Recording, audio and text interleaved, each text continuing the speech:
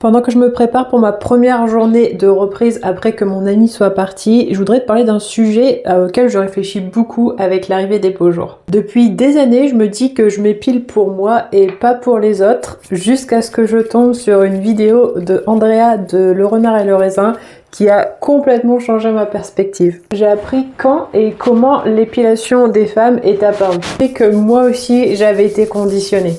J'ai toujours admiré le courage des femmes qui ne s'épilent pas. Je me disais, waouh, elles sont courageuses, c'est super de faire ça, ça nous fait gagner du temps, ça montre qu'on est obligé de faire quelque chose parce que tout le monde le fait. Et depuis cette vidéo, en fait, je me suis rendu compte que cette idée de juste le faire pour soi et de gagner du temps et de pas faire quelque chose que la société nous a un peu imposé, c'est juste la partie visible de l'iceberg et qu'en dessous il y a toute une explication qui est beaucoup plus importante pour la libération des femmes et des enfants.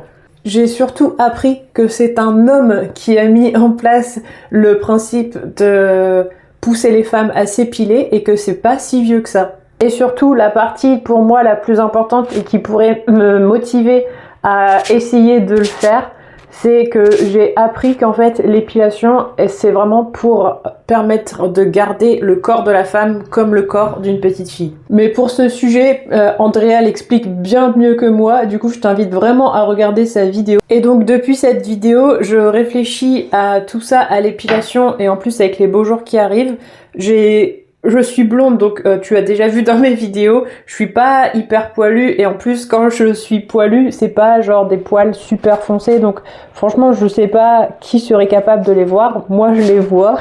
Et une fois, il y a une femme brune qui m'a montré pour elle ce que c'était d'avoir la repousse des poils et comment ça se voyait. Relativiser depuis sur quand j'ai 2-3 poils et que je dois sortir les jambes à l'air. Malgré le fait que je sais tout ça, je trouve ça hyper dur en fait de me dire que je vais sortir sans être épilée, et Andrea le dit dans sa vidéo que c'est un processus qui prend hyper longtemps, qu'il faut y aller étape par étape, donc je sais pas si je vais réussir à en être là un jour. Si jamais tu croises cette vidéo et que tu t'épiles pas, que tu as arrêté de t'épiler, franchement je serais super curieuse de savoir quelles sont les étapes que tu as suivies, comment les gens réagissent dans la vraie vie parce que je sais que quand tu suis pas les codes de la société, ça peut être très très dur avec certaines personnes. Comment tu fais? Et si tu t'épiles, est-ce que tu considères qu'un jour tu essayeras d'arrêter?